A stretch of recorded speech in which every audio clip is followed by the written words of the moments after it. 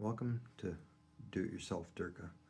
A lot of people on the internet show these opening and they make it look so easy.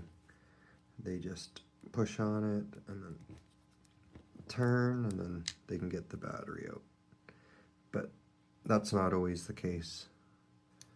So what I found, what works the best, because I was spending over a half hour trying to open this AirPod, was I took some rubber like this, I pushed it onto here, and then I turned it, and then it popped right open. So just use something rubber, and it will help you. If you like my videos, subscribe. Thanks.